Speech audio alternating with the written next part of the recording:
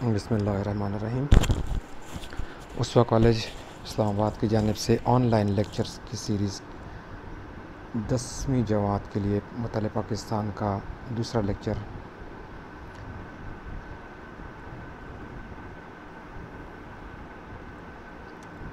اگر آپ لوگوں کو پچھلے لیکچر میں اس بات کا میں نے ذکر نہیں کیا، اگر آپ لوگوں کو اس لیکچر کے بارے میں یا گزشتہ لیکچر کے بارے میں کوئی سوالات ہیں تو میرا اپنا یوٹیوب جو چینل ہے، آپ اس پر کمنٹس کے ذریعے سے مجھ سے سوالات پوچھ سکتے ہیں اسی لیکچر کے بارے میں یا سبجیکٹ کے بارے میں۔ یہ آپ نوٹ کر لیجئے، آپ لوگوں کے سامنے سلائیڈ موجود ہے۔ آج کا ہمارا جو ٹاپک ہے ذوالفقار علی بھٹو کی زرعی اصلاحات کے بارے میں۔ اس سے پہلے آپ لوگوں نے معاشی اصلاحات اور لیبر کی اصلاحات کے بارے میں لیکچر اٹینڈ کیا۔ آج ہے زرعی اصلاحات۔ اس میں بہت سارے اقدامات کیے گئے اور مقصد یہ تھا کہ کسانوں کا استحصال بھی نہ ہو، پیداوار بھی بڑھے، مالکان کے حقوق کا یعنی کہ جو زراعت کی زمینیں ہیں، زرعی زمینیں ہیں، ان میں مالکان کے حقوق کا تحفظ بھی ہو، اور ساتھ ساتھ کسانوں سے بھی استحصال ان کا نہ ہو، ان سے زور زبردستی یا ان کو اجرت کے مطابق ان سے کام لیا جائے۔ استحصال ہونا یعنی کہ ناجائز فائدہ اٹھانا۔ تو اس سلسلے میں پہلا جو اقدام کیا گیا وہ زمین کے انفرادی حد کی ملکیت طے کی گئی۔ نہری زمین کے لیے 150 ایکڑ اور بارانی کے لیے 300 ایکڑ۔ بارانی زمین سے مراد جہاں پر وہ زمین جہاں پر بارشوں کے ذریعے سے آبپاشی ہوتی ہے، نہر یا دریا کا نظام وہاں پہ نہیں ہوتا، کیونکہ ان کی پیداوار کم ہوتی ہے، اس وجہ سے ان کی حد بھی جو ہے وہ زیادہ مقرر کی گئی۔ اور جو زیادہ زمینیں تھیں جن مالکان کے پاس، ان سے وہ زمینیں لے لی گئیں اور غریب مزارعین کو دے دی گئیں، بلا معاوضہ ان کو دے دی گئیں۔ دوسرا جو اقدام کیا گیا وہ سرکاری ملازمین جنہوں نے ملازمت کے دوران اور ریٹائرمنٹ کے بعد 2 سال کے اندر زمین خریدی تھی، ایسے ملازمین کے لیے 100 ایکڑ زمین محدود کر دی گئی۔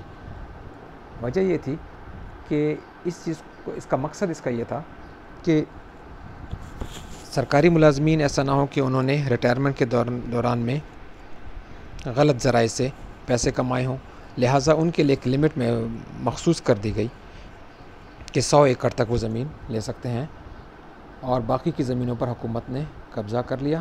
یہ جو سرکاری ملازمین کی جو شرط تھی، یہ فوجی افسران پر لاگو نہیں تھی، اور وجہ یہ تھی کہ فوجی افسران کو ریٹائرمنٹ کے بعد فوج کی طرف سے بہت زیادہ زمین بھی ملتی ہے، اس وجہ سے ان کے اوپر یہ شق لاگو نہیں تھی۔ اس کے علاوہ تعلیمی اداروں، کالجوں اور یونیورسٹیز وغیرہ، ان کے اوپر بھی یہ شق لازمی نہیں تھی کہ ان کے لیے بھی کوئی زمین کی حد مقرر نہیں تھی۔ اس کے علاوہ تمام لوگوں کے اوپر زمین کی لمٹ مقرر کی گئی۔ چوتھا نمبر پوائنٹ، تمام مالیہ اور آبیانہ زمیندار ادا کریں گے، مزارع نہیں دیں گے۔ مزارع یعنی کہ جو مالکان کی زمین پر کام کرتے ہیں۔ تو یہ جو مالیہ ہوتا ہے، مالیہ زمین کی پیداوار کے مناسبت سے جو حکومت کو ٹیکس دیا جاتا ہے، اس کو مالیہ کہتے ہیں۔ اور آبیانہ جو پانی نہروں کا یا دریاؤں کا استعمال کیا جاتا ہے زمین کی کاشتکاری کے لیے، اس پہ جو حکومت کو پیسہ دیا جاتا ہے اس کو آبیانہ کہا جاتا ہے۔ تو یہ بھی اس پہ بھی مزارعین یہ نہیں دیں گے بلکہ مالکان دیں گے۔ اچھا، کسی بھی شخص کو، اگلا پوائنٹ ہے، کسی بھی شخص کو استبل، مویشی، فارمز، باغات کے نام پر مقررہ حد سے زائد زمین رکھنے کی اجازت نہیں ہوگی، چاہے اس کو جو بھی نام دیا جائے، جو لمٹ بتا دی گئی ہے وہی ہے۔ کسی بھی اور نام سے استبل، مویشی کے فارمز و باغات، ان کے نام سے بھی مقرر حد سے زیادہ زمین نہیں رکھ سکتے۔ شکارگاہیں سوائے جو کہ جن کی نوعیت تاریخی ہے، جن کو جدی پشتی ملی ہوئی ہیں اور کوئی مشہور افراد سے وابستہ وہ شکارگاہیں ہیں، ان کو چھوڑ کر باقی کی تمام شکارگاہیں حکومت نے اپنی ملکیت میں لے لیں۔ مالکان کو یک طرفہ طور پر مزارعین کو بے دخل کرنے کے حق سے محروم کیا گیا۔ پہلے یہ ہوتا تھا کہ مالکان زمینوں پہ سے مزارعین کو الگ کر دیتے تھے اپنی مرضی کے تحت، کوئی وجہ بتائے، بے دخل کرنا، الگ کرنا، اور اس چیز کے اوپر اس دور میں پابندی لگائی گئی کہ مالکان یک طرفہ طور پر، یعنی کہ اپنی مرضی سے صرف اپنی طرف سے مزارعین کو بے دخل نہیں کریں گے، اور صرف ان شرائط کی خلاف ورزی جو کہ مالکان اور مزارعین کے درمیان میں جو شرائط رکھی گئی ہیں ان کی اگر خلاف ورزی ہوگی تو ہی مزارعین کو الگ کیا جا سکتا ہے۔ حکومت نے زمین کے چھوٹے قطعات کو اکٹھا کرنے کے لیے اشتمال اراضی کے نام سے نئی اسکیم بنائی۔ اشتمال اراضی سے مراد ہے کہ اگر کسی شخص کی تھوڑی زمین ایک جگہ پر ہے، کچھ فاصلے پر اور زمین ہے، اسی طرح مزید فاصلوں پر بکھری بھی اس کی زمین ہے، درمیان میں دیگر لوگوں کی زمینیں موجود ہیں، تو چونکہ ایسی صورت میں جو اس کے لیے کاشتکاری مشکل ہو جاتی ہے، اس کا زیادہ ٹائم لگتا ہے اپنی زمینوں پر کاشت کرنے کے لیے، تو اس کے لیے حکومت نے منصوبہ بنایا کہ اس کو کہا گیا اشتمال اراضی۔ جن کی زمینیں بکھری ہوئی ہیں ان کو ایک جگہ پہ اکٹھا کر دیا گیا، اس طریقے سے تمام لوگوں کو ان کی اپنی زمین مل گئی، مگر اکٹھے ہو کر مختلف علاقوں میں مل گئی۔ اس سے کاشتکاری میں، زراعت میں بہتری آئی۔ اگلا پوائنٹ 9 نمبر پوائنٹ ہے، پاکستان کی مشتینی کاشت کے لیے تحریک باہمی کی حوصلہ افزائی کی گئی۔ تحریک باہمی کا مطلب ہے کہ آپس میں باہمی مدد، امداد باہمی کی انجمنیں بنا کر کی گئی۔ اس میں جوائنٹلی ان انجمنوں کو کاشتکاری کے لیے سہولیات دی جاتی تھیں، مشینری دی جاتی تھی، اور وہ سب مل کر اس مشینری کو اور ان سہولیات سے استفادہ کرتے تھے۔ پوائنٹ نمبر 10 ہے، ٹریکٹر اور دوسری زرعی مشینری کے لیے خریدنے کے لیے اس کسانوں اور زمینداروں کو آسان اقساط پر قرضے دیے گئے، یعنی کہ کم سود پر، اور ان سود کی جو واپسی ہے اس کو بھی طویل عرصے کے لیے دینے کا طریقہ بنایا گیا، ماہانہ ہو یا 6 مہینے والی شرطیں ہوں، تاکہ ٹریکٹر اور زرعی مشینری جو ہے وہ اس کسان اور زمیندار آسانی سے خرید سکیں۔ یہ ذوالفقار علی بھٹو کی زرعی اصلاحات کے بارے میں کچھ ہم نے پڑھا۔ اگلا ٹاپک ہے نیشنلائزیشن کی صنعت، تعلیم، کامرس اور تجارت پر اثرات، یعنی کہ نیشنلائزیشن کے صنعت کے اوپر، تعلیم کے اوپر، کامرس اور تجارت کے اوپر جو اثرات ہوئے۔ جس طرح ہم نے پہلے لیکچر میں ذکر کیا تھا کہ یہ جو اثرات ہوتے ہیں یہ مثبت بھی ہو سکتے ہیں اور منفی بھی ہو سکتے ہیں، اور عام طور پہ ہر نظام میں کچھ نہ کچھ مثبت چیزیں ہوتی ہیں اور کچھ منفی چیزیں ہوتی ہیں۔ لہٰذا اس ٹاپک میں ہم پہلے صنعت کے بارے میں پڑھیں گے۔ مثبت اثرات، ایک تو یہ ہے کہ صنعت جب نیشنلائز ہوئی، قومی تحویل میں لے لی گئی، تو 1972 کی لیبر اصلاحات سے صنعتی مزدوروں کا استحصال ختم ہوا۔ اس سے پہلے جب پرائیویٹائزیشن تھی تو مالکان جو تھے، کارخانہ دار جو تھے، وہ مزدوروں سے ناجائز فائدہ اٹھاتے تھے، یا تو کم اجرت دیتے تھے، یا ان کی سہولیات میں کمی ہوتی تھی، یا ان سے زیادہ کام لیا جاتا تھا۔ تو جب یہ نیشنلائزیشن ہوئی، اس سے یہ فائدہ ہوا مزدوروں کو کہ ان کے اوپر جو ظلم و زیادتی ہوتی تھی وہ ختم ہو گئی، مراعات بھی ان کو ملی، ان کی اجرتیں بھی بڑھیں، ان کے ڈیلی کے جو اوقات کار تھے ان کا بھی اس میں بھی کمی آئی، اوور ٹائم ملنے پر بھی ان کو مزید کمپنسیشن ہوتی تھی۔ دوسرا فائدہ جو ہوا، صنعتی ادارے حکومت کو پورے ٹیکس اور ڈیوٹی ادا کرنے لگے۔ جب پیداوار بڑی، مزدور مطمئن ہو گیا، تو ان کی پیداوار میں بھی مناسب اضافہ ہوا، اور اس طرح سے حکومت کو پورے ٹیکسز بھی ملنے لگے، کیونکہ حکومت کا عمل دخل اس میں تھا، تو ان کی پیداوار کتنی ہو رہی ہے وہ اس میں چھپانے میں کامیابی نہیں ہو سکتی تھی، کیونکہ حکومت کے اپنے کنٹرول میں تھی۔ اس کے برعکس اگر پرائیویٹ کنٹرول میں ہو، نجی کنٹرول میں ہو، تو وہ بڑے آسانی سے اپنی پیداوار کو چھپا سکتے ہیں۔ تو جب چھپایا نہیں گیا تو حکومت کو پورے ٹیکس بھی ملنے شروع ہو گئے۔ جس سے قومی آمدنی میں اضافہ ہوا اور ملک ترقی کی راہ پر گامزن ہوا۔ نمبر 3 پوائنٹ ہے مزدوروں کے ساتھ مالکان کا رویہ بہتر ہوا۔ ظاہری بات ہے کہ جب مزدوروں کو حقوق ملنے لگے اور مالکان کو بھی بتا دیا گیا کہ آپ کیا کر سکتے ہیں کیا نہیں کر سکتے ہیں مزدوروں کے ساتھ، تو ان کا رویہ مالکان کا مزدوروں کے ساتھ بہتر ہو گیا، اور اس کے نتیجے میں جب ان کا رویہ بہتر ہوا مزدوروں کے ساتھ، مزدوروں کو حقوق ملنے لگے، تو مزدوروں کی جو ہڑتالوں کا سلسلہ تھا اس میں بھی کمی آ گئی۔ چوتھا پوائنٹ اس سے پہلے جو بتایا گیا تھا پہلے لیکچر میں کہ صنعتی اثاثوں پر صرف 22 خاندانوں کا قبضہ تھا، ان اصلاحات کے نتیجے میں وہ قبضہ ختم ہوا اور سرمایہ دار طبقے کی حوصلہ شکنی ہوئی۔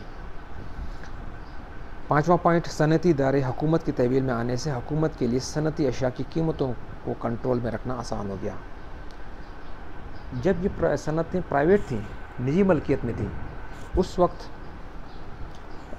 بہت آسان تھا کسی بھی کارخانہ دار کو اپنی مرضی کی قیمت فکس کرنا، مگر جب حکومت کے کنٹرول میں چلی گئی تو یہ ممکن نہیں رہا اور چیزوں کی قیمتیں کنٹرول میں آ گئی، حکومت جو چاہتی تھی اسی میں ہوئی۔ یہ تو چند ایک ہم نے مثبت اثرات پڑھے، اب آگے منفی اثرات بھی ہیں اسی نیشنلائزیشن کے۔ پہلا تو یہ ہے کہ صنعتوں کو قومی تحویل میں لینے سے سرمایہ داروں نے پاکستان میں صنعتیں لگانا کم کر دیں۔ جب ان کو پتہ چل گیا کہ ہم جب پیسہ لگاتے ہیں، صنعت لگاتے ہیں اور یہ بعد میں حکومت اپنے کنٹرول میں لیتی ہے، تو سرمایہ دار یہاں سے جانا شروع ہو گئے یا پھر یہاں پہ دلچسپی کم کر دی پیسہ لگانے میں۔ اس سے صنعتی ترقی کا عمل سست ہو گیا، یعنی کہ مزید صنعتیں لگنا کم ہو گئیں۔ صنعتی اداروں کو تحویل میں لینے سے حکومت کے اخراجات میں بھی بہت اضافہ ہو گیا۔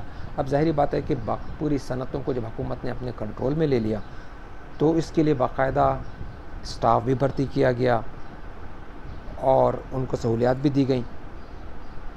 یہ تمام کے تمام چیزیں حکومت کے اخراجات میں اضافے کا باعث بنی۔ مزدور یونینز نے سیاسی آزادی کا بھرپور فائدہ اٹھایا۔ اب یونینز جو مزدوروں کو ایک طرف تو فائدے مل رہے تھے مراعات کی شکل میں یا ٹائمنگ کی شکل میں یا بونس کے اوور ٹائم کی بونس وغیرہ کی شکل میں ان کو فائدے تو مل رہے تھے، مگر مزدور یونین کے اوپر پھر کوئی خاص سختی نہیں رہی، تو انہوں نے اس آزادی کا فائدہ اٹھایا اور پہلے سے جو مراعات دی گئی تھیں ان میں اضافے کا مطالبہ شروع کر دیا۔ شروع میں تو سلسلہ صحیح تھا، بعد میں اضافے کا مطالبہ شروع کر دیا اور دوبارہ سے وہی ہڑتالیں اور مظاہرے شروع ہو گئے۔ اس سے صنعتوں میں کی کارکردگی متاثر ہوئی۔ پھر ایک اور جو نقصان ہوا، صنعتی اداروں میں ضرورت سے زیادہ سیاسی عملہ بھرتی ہوا۔ اب جو بھی حکومت تھی اس نے اپنی لوگوں کو، اپنی پارٹی سے منسلک لوگوں کو خوش کرنے کے لیے ان صنعتی یونٹس میں، کارخانوں میں اپنی پسند کے لوگوں کو بھرتی کرنا شروع کر دیا میرٹ کے خلاف۔ اس سے دو باتیں ہوئیں، ایک تو یہ ہے کہ اگر کسی صنعت میں 100 لوگوں کی ضرورت ہے تو وہاں پہ 150 یا 200 لوگ بھرتی ہو گئے، جس سے اخراجات زیادہ ہو گئے ان کو تنخواہیں کی شکل میں، اور پیداوار اتنی ہی رہی تو صنعت خسارے میں جانے لگی۔ دوسرا یہ ہے کہ جب لوگ جو حکومت اپنی مرضی کے مطابق بھرتیاں کرنے لگیں تو میرٹ کی خلاف ورزی ہوئی، نااہل لوگوں کو حکومت نے بھرتی کر لیا، اس سے بھی صنعت کو نقصان پہنچا۔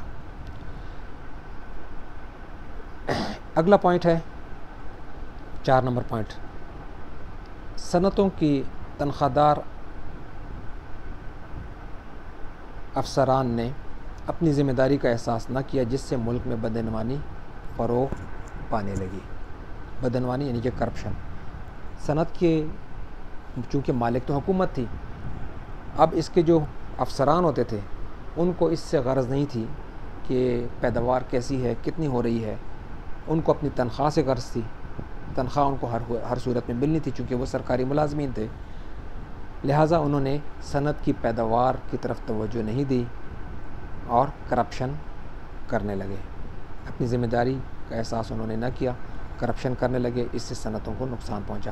اس کے برعکس اگر یہ پرائیویٹ صنعت ہوتی تو ظاہری بات ہے کہ جو مالک ہوتا ہے وہ اس چیز پر کنٹرول کرنا ضروری سمجھتا ہے کہ کرپشن نہ ہو، ذمہ داری سے سب اپنی ڈیوٹیل کریں، وہاں پہ یہ چیز نہیں ہوتی، مگر نیشنلائزیشن میں یہ ایک منفی چیز موجود ہے کہ کرپشن کا امکان زیادہ ہوتا ہے۔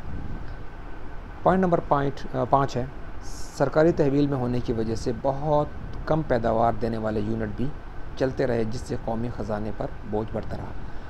اب پرائیویٹ صنعت ہوتی ہے، اگر پیداوار کم ہو رہی ہے تو مالک اس کو بند کر دے گا، اس کو مزید نہیں چلائے گا کیونکہ نقصان ہو رہا ہے اس کا، مگر چونکہ یہ یونٹس سرکاری تھے، حکومتی تحویل میں تھے، تو کم پیداوار دے بھی رہے تھے تو بھی حکومت نے اس کو بند نہیں کیا، اور اخراجات اس یونٹ کے اوپر یا اس کارخانے کے اوپر زیادہ ہوتے تھے اور پیداوار کم ہوتی رہی، تو حکومت کو نقصان یا حکومت کے خزانے پر بوجھ بڑھتا رہا۔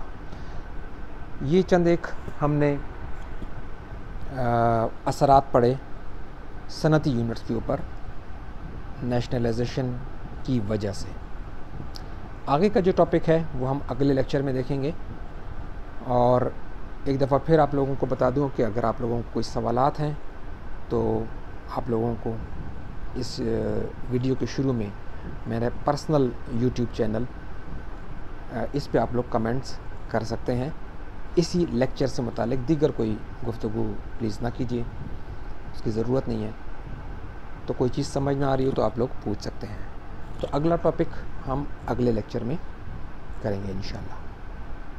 اور اگر کوئی سجیشن ہو تو آپ لوگ اسی کمنٹس میں اسی لیکچر کے ویڈیوز کے بارے میں کوئی سجیشن ہو تو آپ لوگ میرے ساتھ شیئر کر سکتے ہیں، تاکہ اس جو سیریز ہے ویڈیو سیریز کو مزید بہتر بنایا جا سکے۔